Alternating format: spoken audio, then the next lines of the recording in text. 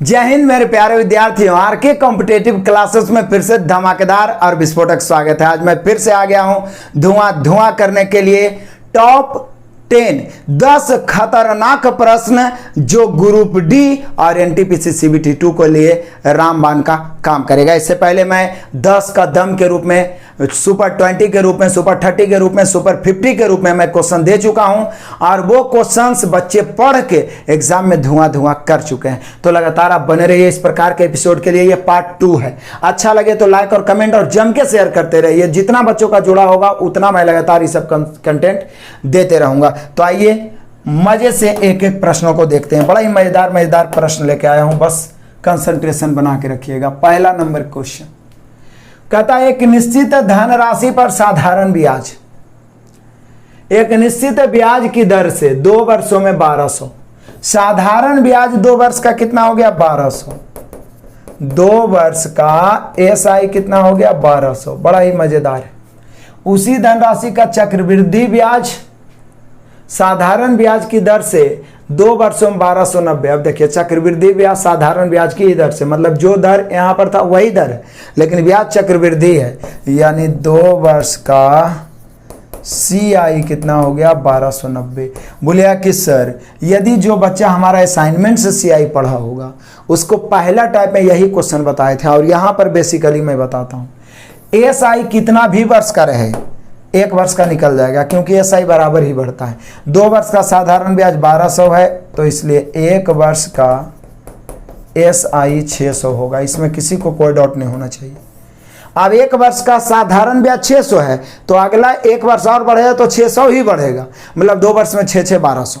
लेकिन CI रहने के कारण हो गया 1290, यानी कितना बढ़ गया? 90। तो यहीं पर से तो निकल गया दर।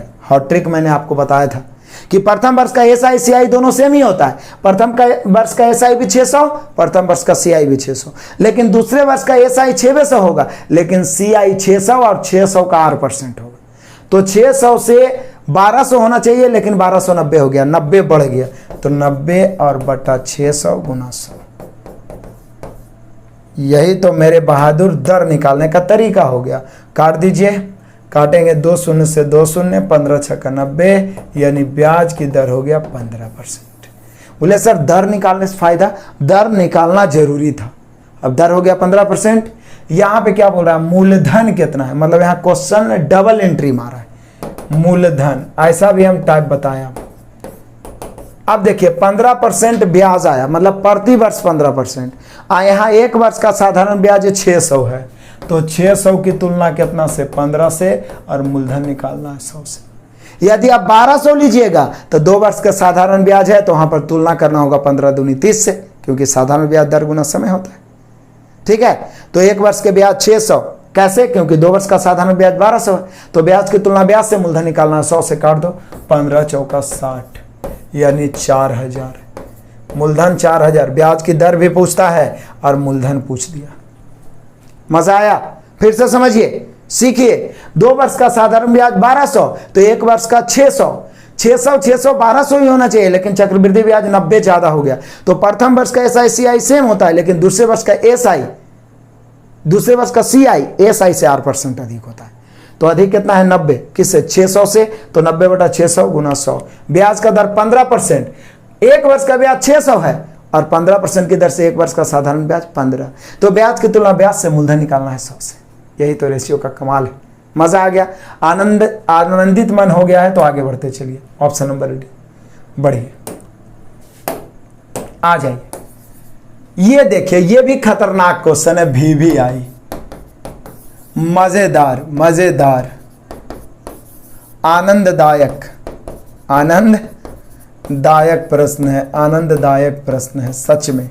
देखिए कैसे कह रहा है, कंप्यूटर के खेल में बिल्डर 5 घंटों में एक दीवार निर्मित कर सकता है। बिल्डर जो दीवार बनाता है, देखते हैं गेम आप खेलते होंगे तो यहां देखिए, जबकि एक विनाशक कुल 7 घंटों में उसे पूरी तरीके से नष्ट कर सकता है। अब समझिए, बिल्डर क्या है? बिल्डर 5 घंटे लेता है दीवार को बनाने में, और विनाशक या विध्वंसक कभी कभी लिखेगा, विनाशक 7 घंटे लेता है दीवार को गिराने में। इस समय है समय का उल्टा क्या होता है? चाल होता है। 7 इधर 5 इधर, 7:5। मजा है। ये तो निकल गया। अब यहां पे जिस प्रकार से हम लोग पाइप टंकी पढ़ते हैं तो क्या पढ़ते हैं कि भरने वाला का क्षमता धनात्मक, खाली करने वाला का ऋणात्मक। तो यहाँ दीवार बनाने वाला का धनात्मक और विनाश करने वाला का ऋणात्मक, तो इसका हम ऋणात्मक लेंगे, -5 इसका क्षमता। अब कहता है बिल्डर और विनाशक समतल जमीन पर एक साथ काम की शुरुआत करते हैं, परंतु 3.5 घंटों के बाद विनाशक को काम से दूर कर दिया जाता है। दीवार को बनाने में कुल कितना घंटा लगा?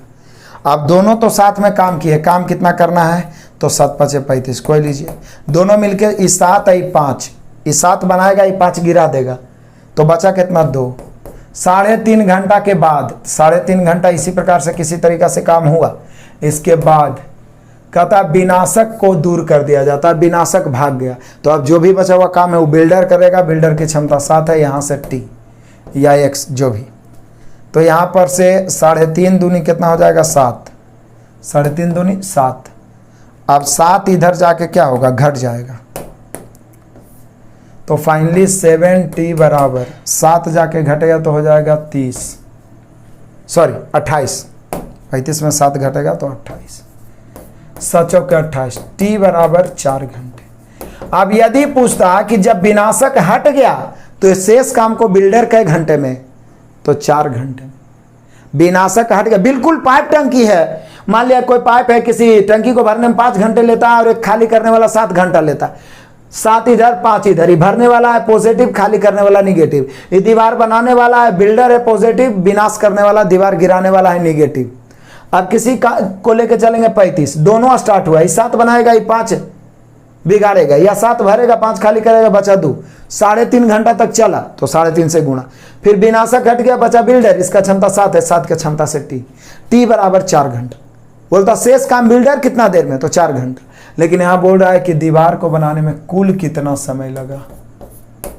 कुल समय तो बोले सर 3.5 घंटा पहले लगा था और 4 घंटा बिल्डर अकेले लिया, तो 7.5 घंटे का समय लगा टोटल।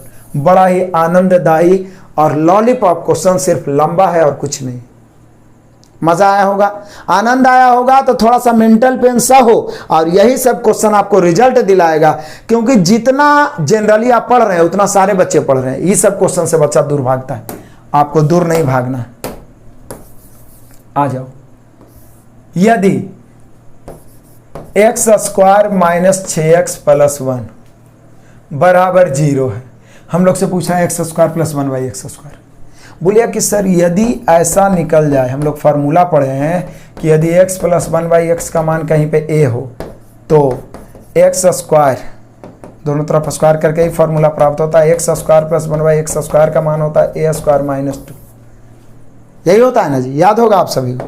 तो इस रूप में बना लीजिए, x² + 1 कर दीजिए, -6x उधर जाएगा, +6x, x इधर आ जाएगा, दोनों भाग लेगा तो x + 1/x इधर बच जाएगा बराबर 6।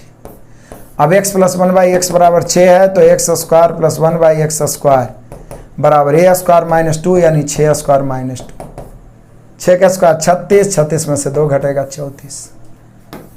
आनंद ही आनंद है मेरे बहादुर, मजा ही मजा है। क्लियर हुआ? आगे बढ़े चलो दहाड़ते हुए मेरे बहादुर। चलिए आ जाइए क्वेश्चन नंबर 4। बड़ा ही मजेदार है, बड़ा ही कमाल का क्वेश्चन है, आनंददायी क्वेश्चन है। देखिए कहता है यदि समीकरण, द्विघात समीकरण x² है प्लस px है प्लस q बराबर 0, यह एक द्विघात समीकरण है। द्विघात समीकरण ax² + bx + c बराबर 0 के रूप में रहता है। यहाँ कुछ नहीं, तो यहाँ पर 1 है तो a का मान 1 हो गया, p हो गया b का मान और q हो गया c का मान। लेकिन इसका मूल भी p और q है, ऐसे अल्फा एंड बीटा मूल होता है, यहाँ p और q ही है। हम सभी जानते हैं किसी भी द्विघात समीकरण में मूलों का योग, ऑप्शन बोल रहा है तो p बराबर -2, p बराबर 0, p बराबर 2, p बराबर 1, हर हाल में p चाहिए। तो दो ये रास्ता हमारे पास बचा है, मूलों का योगफल, मूलों का गुणनफल। तो मूलों का योग यानी अल्फा प्लस बीटा, और अल्फा प्लस बीटा की जगह समझिए p + q है, बराबर होता है -b/a। तो -b के जगह पर p ही है, तो -p/a के जगह पर 1 है, यानी p + q बराबर -p। ज़्यादा से ज़्यादा इधर लाएंगे माइनस पी को, तो 2p और plus Q is equal to 0। यहाँ से तो p का मान पता नहीं चलेगा कि क्या होगा। तो अब दूसरा कंडीशन बचा। ये तो पहला कंडीशन मूलों का योगफल हो गया, दूसरा कंडीशन मूलों का गुणनफल।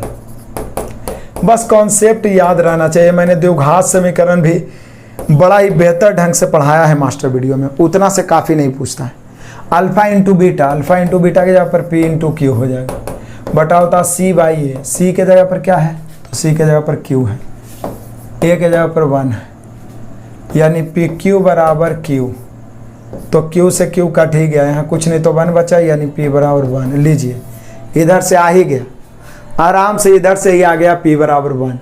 तो यही तो पूछ रहा है, अब इधर क्यू निकालने की जरूरत ही नहीं है, यानी मूलों का गुणनफल लेके चले अल्फा इंटू बीटा की जगह पर p इंटू क्यू, क्योंकि मूल p और q ही है, और बराबर होता है c बाई ए। c के जगह पर q ही दिया हुआ है, काट के p बराबर 1 बच गया, यानी हम लोग का आंसर हो गया p बराबर 1, ऑप्शन नंबर डी। मजा आ गया, आनंद आ गया। तो कॉन्सेप्ट जो है ना किसी तरीका से घुमा के आपको आंसर देगा ही देगा। आगे बढ़ते हैं, आ जाइए मेरे बहादुर। क्वेश्चन नंबर 5, ये देखिए प्रोबेबिलिटी का क्वेश्चन है। प्रोबेबिलिटी, यदि आप हमारे प्रोबेबिलिटी का प्लेलिस्ट में जाके देखे होंगे तो सिक्के उछालने संबंधित, पासे उछालने संबंधित, ताश खींचने संबंधित, रंगीन गेंद संबंधित बड़ा ही बेहतरीन ढंग से टाइप बाय टाइप, भले वो व्हाइट बोर्ड ग्रीन बोर्ड पे है लेकिन कॉन्सेप्ट बड़ा मन से दिया है मैंने एग्जाम्पल के साथ। कहता है एक क्लास में 5 लाल का एगो है 5, हरे का एगो है 3, नीले का एगो है 2 और पीले का एगो है 4। हुआ सेम एग्जाम्पल भी शायद मिल जाएगा। यदि 2 कंचे या गेंद बेहतरीन ढंग से जैसे तैसे मिला के हम 2 गो उठा लिए, दोनों के या तो लाल या तो हरा होने की प्रायिकता क्या है? या रहने पर क्या होता है, प्लस होता है, जबकि और रहने पर गुना होता है। प्रोबेबिलिटी हम बहुत अच्छा तरीका से आपको बताएं, और इसका सीधा तरीका है ठेठ में कि प्रायिकता बराबर सीधे होता है आने की संभावना बटा कुल संभावना। प्रायिकता का फॉर्मूला होता है आने की संभावना बटा कुल संभावना। प्रायिकता की फॉर्मूला होता है आने की संभावना बटा कुल संभावना। प्रायिकता का फॉर्मूला होता है आने की संभावना बटा कुल संभावना। तो आने की संभावना तो टोटल है 5 3 8, पहले कुल संभावना 5 3 8 और 2 10 और 4 14। तो टोटल 14 में 2 को खींचना है तो उसका होगा 14C2। 14C2। उसके बाद क्या कह रहा है, या तो लाल, दोनों के या तो लाल, या तो दोनों लाल हो या तो दोनों हरा हो। तो दोनों लाल होगा तो 5 में से ना कोई 2 होगा तो 5C2 प्लस होगा, या है तो, और या तो हरा तो 3C2। अब C तोड़ने का तरीका, NCR तोड़ने का तरीका वैसे तो फैक्टोरियल n बटा factorial r into n minus r होता है, लेकिन मैंने इसका शॉर्ट तरीका बताया था तोड़ने का कि कहीं पर यदि 10C2 दिया हुआ है, इसको तोड़िएगा कैसे, तो कुछ नहीं, 10C2 है तो 10 को 2 बार तोड़िए घटते क्रम में, 10 गुना 9 और नीचे 2 गुना 1। यदि कहीं पे है 8C3 तो 8 को 3 बार तोड़िए, 8 गुना 7 गुना 6 और बटा 3 गुना 2 गुना 1। ये शॉर्ट ट्रिक मैंने आपको बताया है, उतना डिटेल तो अभी मैं नहीं बता सकता हूँ। बस इसको क्या करना है उसी पर आधारित है, इसको तोड़ देना है, आंसर आ जाएगा। देखिए 5 को 2 बार तोड़ेंगे, 5 गुना 4 और बटा 2 गुना 1। 3 को भी 2 बार, 3 गुना 2 और बटा 2 गुना 1। 14 को 2 बार, 14 गुना 13 और बटा 2 गुना 1। 2 गुना 1 2 गुना 1 LCM लीजिएगा तो नीचे वाला से कट जाएगा। फाइनली बचा कितना, 5 चौके 20, 3 दूनी 6, तो ऊपर बच गया 26 और नीचे हो गया 14 गुने 13।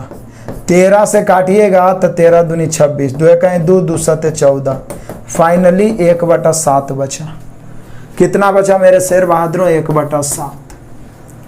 जो बचा भी मौका है, मास्टर वीडियो में जाइए या तो सबसे नीचे जाइएगा प्लेलिस्ट में, लोगों पे टच करके तो आपको मिल जाएगा प्रोबेबिलिटी का 4-5 वीडियो है। लाइफ में कभी प्रोबेबिलिटी नहीं भूलिएगा, ये सब तो ऐसे ही टाइप बाय टाइप करके मैं बताया हूँ, कुछ नहीं करना था। टोटल 14 में 2 को खींचना है तो कुल संभावना 14C2। या तो लाल या तो हरे, तो लाल 5 है, 5 में 2 तो 5C2 और 3 में 2 तो 3C2, या है तो प्लस। यदि रहता कि एक लाल, 2 को खींचे, एक लाल एक हरा और रहता तो बीच में गुणा होता। ठीक है, मजा आ गया इसको तोड़ने में। मैंने ट्रिक भी बता दिया कि तोड़ना कैसे है। 14C2 है तो 14 गुना 13 2 12 2 गुने 1, उसी प्रकार से सबको तोड़े। कैलकुलेशन किया गया 1/7। आनंद ही आनंद है, मजा ही मजा है, दोहराइएगा जरूर इसको। आगे बढ़े चलिए।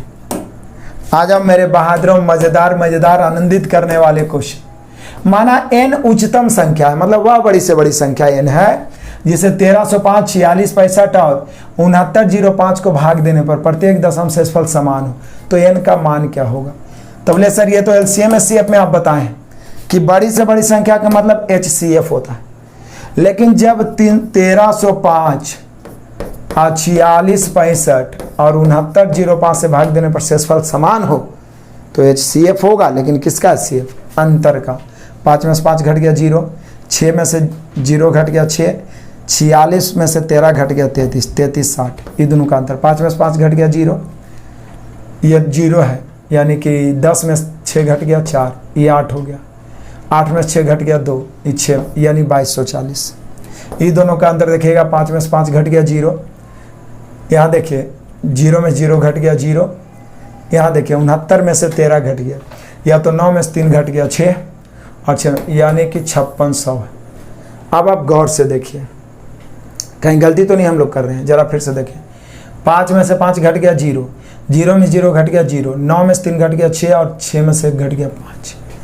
अब आप ही सोचिए कि इसका LCM क्या हो सकता है।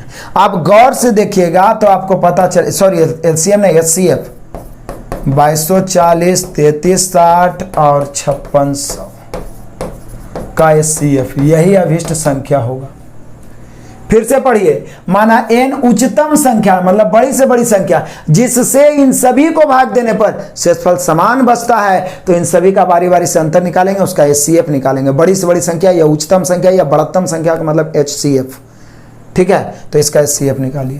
बोले सर 0 को हटा देना, तो 112 दूनी 224, 112 तिया 336, 112 पचे 560, यानी हर हाल में 112 होगा। और सब में एक का को 0 भी है कॉमन, तो यहाँ भी एगो 0 हो जाएगा। यानी मेनली रूप से संख्या पूछता, यानी वो संख्या n पूछता, तो हम लोग का आंसर होता है 1120 HCF। लेकिन बोल रहा है इसके अंकों का योग।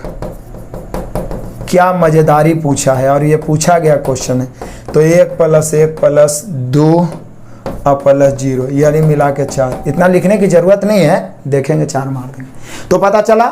बड़ी से बड़ी संख्या जिससे इन सभी संख्याओं को भाग देने पर शेषफल समान बचे, वो संख्या निकालना है, तो बारी बारी से अंतर करके HCF। ठीक है, आ गया, उसके अंकों का योग भी निकाल दिए। 4 हो गया, ऑप्शन नंबर ए। मजा है, आनंद है। आगे बढ़ते चलिए, आ जाओ मेरे बहादुर। कहता है एक दुकानदार ने 15 किलो चीनी और 20 किलो गेहूं, 15 किलो चीनी 20 किलो गेहूं 50 रुपये 75 रुपये प्रति किलो की दर से खरीदे। उन्हें बेचते समय चीनी पर 10% और गेहूं पर 20% का लाभ। कुल बिक्री मूल्य क्या है? बोले सर कमाल करते हैं आप भी। पहले कुल क्रय मूल्य आप निकाल लीजिए, फिर अपने आप। कहता है 15 किलो चीनी, 15 चीनी और 20 क्या है? गेहूं है। देखिए बड़ा ही आनंददायी तरीके से। चीनी का मूल्य कैसे है? तो 50 रुपये, तो ये 750 हो गया। गेहूं का मूल्य कैसे है? चूंकि बाद में आया गेहूं, तो ये 75, तो 75 दूनी 150, यानी कि 1500 हो गया। अब कह रहा है चीनी पर 10% लाभ है, तो इसका हमें चाहिए टोटल विक्रय मूल्य। बोले सर एकदम लॉलीपॉप है, इसकी तुलना 100 से 10% लाभ, तो 110 से प्लस ये भी अपने आप में 100% है, 20% लाभ 120 से। हमें नहीं लगता है कि इसको कैलकुलेशन करने के लिए इंजीनियरिंग करना पड़ेगा। 2 शून्य काटिए, गुना करिए, 2 शून्य काटिए, गुना करिए और जोड़िए। और ये मैं आपके लिए छोड़ा हूँ ऑफर धमाका। कैलकुलेशन आपके लिए छोड़ूंगा, तभी आप स्ट्रांग होइएगा, मजबूत हो जाइएगा। मजा आया? आगे बढ़ते चलिए बहादुर, तूफान के तरह रौंदते हुए। नेक्स्ट क्वेश्चन ले आ जाइए। क्वेश्चन नंबर 8 कर रहा है ए और बी एक कार्य को, बड़ा ही मजेदार है, VBI। ए और बी एक कार्य को 50 दिन में पूरा कर सकते हैं। कितना दिन में? 50 दिन में। बी और सी इसे 37.5 दिन में, और सी और ए इसी काम को 30 दिन में। जैसे ही इतना पढ़े दिमाग में आ गया, क्योंकि ऐसा बहुत सारा क्वेश्चन हम लोग टाइम वर्क में बना चुके हैं। तो बोलिए सर A + B 50 दिन में, है ना, बी प्लस सी 37.5 दिन में,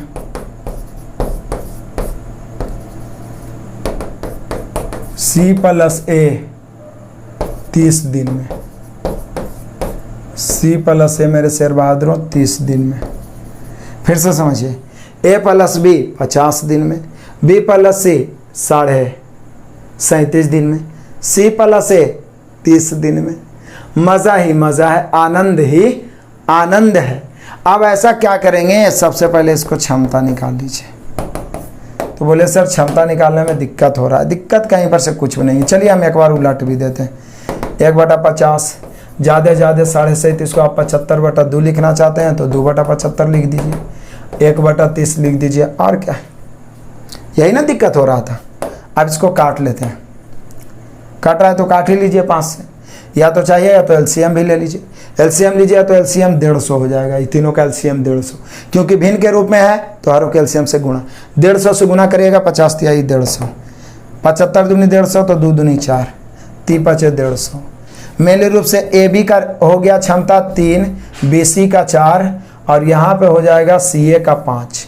अब आप याद करिए, स्पेशल टाइम वर्क में पढ़े होंगे, यदि आप मास्टर वीडियो भी पढ़े होंगे तो या तो सुपर 50 भी टाइम वर्क का पढ़े होंगे, या सुपर 30 भी पढ़े होंगे, या T20 भी देखे होंगे। सभी में इस टाइप का क्वेश्चन दिया हूँ कि ए बी बी सी सी ए दिया रहे तो सबसे पहले ए प्लस बी प्लस सी निकालते हैं ताकि अलग अलग हम प्राप्त कर पाए। तो ए प्लस बी प्लस सी निकालने के लिए तीनों को जोड़ के 2 से भागा, 3 और 4 7 5 12, 3 4 7 5 12, 12 में 2 से भागा देंगे 6, यानी ए बी सी तीनों का क्षमता 6 आए।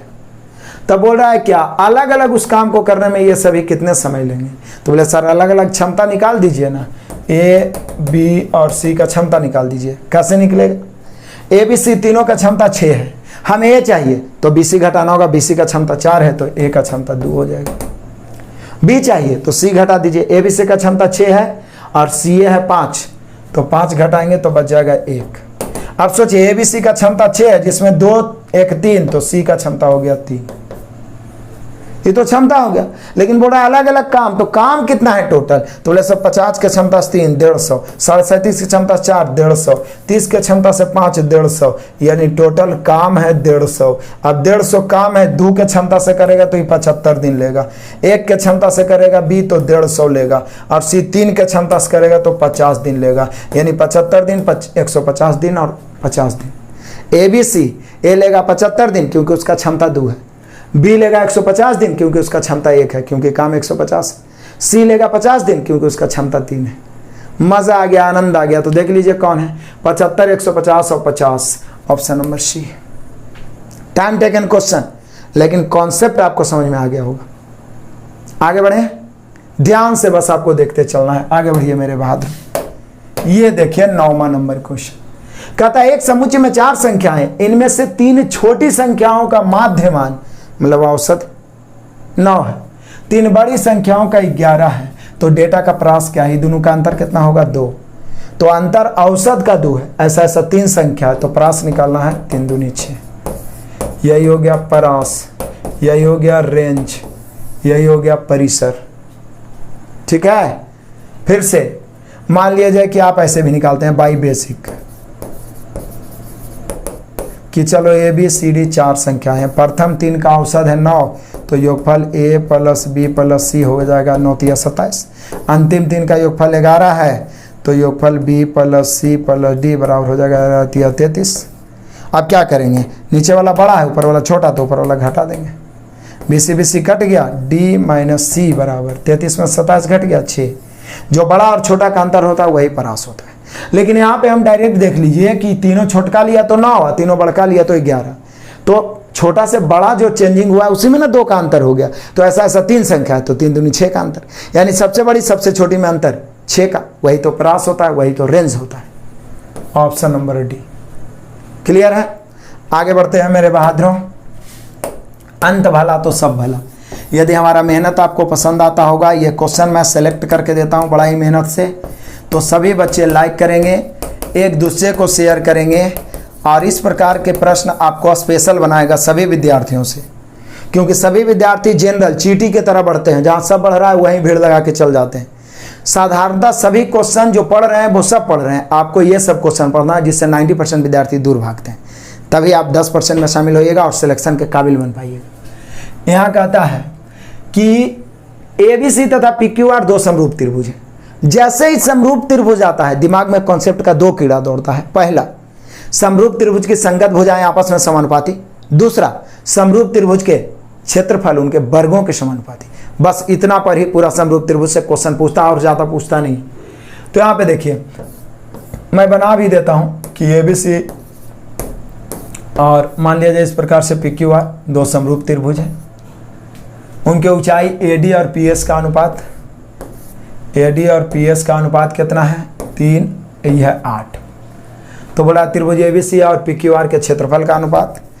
तो दो समरूप त्रिभुज के क्षेत्रफल उनके संगत भुजाओं के भी वर्ग के समानुपाती होता है, उनके ऊंचाई के भी वर्ग के समानुपाती होता है, उसके माध्यिका के भी वर्ग के समानुपाती होता है, उसके परिमाप के भी वर्ग के समानुपाती होता है। तो यहाँ 3 के वर्ग सीधे हो जाएगा और यहाँ 8 के वर्ग। 3 के वर्ग 9, 8 के वर्ग 64। यानी ABC PQR के क्षेत्रफल का अनुपात जो हो जाएगा वो हो जाएगा 9:64। 9:64 ऑप्शन नंबर C। क्लियर है? मजा आ गया, आनंद आ गया? क्या इस प्रकार के सीरीज चलते रहना चाहिए? इसके लिए कमेंट करिएगा। और आप सभी के लिए मैं लेकर आ गया हूं सुपर धमाका फ्री मॉक टेस्ट के लिए हमारे एप्लीकेशन को इंस्टॉल करिए। बहुत सारा फ्री मॉक टेस्ट मिलेगा, डिस्क्रिप्शन में लिंक है या प्ले स्टोर पर लिखे RK कॉम्पिटिटिव क्लासेस, वहां पे बहुत सारा फ्री मॉक टेस्ट मिलेगा। कुछ पेड भी मैंने लगाया है ये सारी व्यवस्था करने के लिए, तो बड़ा ही मजेदार है। यहाँ पे ऑफर धमाका मैं दिया हूँ, ग्रुप D के 50 सुपर मॉक टेस्ट मैं दे रहा हूँ। सुपर मॉक टेस्ट दे रहा हूं, करेंट अफेयर भी वर्तमान वाला रहेगा, जिसका मैंने ये लास्ट डेट है 10 अक्टूबर तक। 301 रुपया का लगाया है मैंने पेड क्लास। 301 रुपया में 50 सेट, मतलब एक सेट का मैं 10 रुपया भी नहीं ले रहा हूं।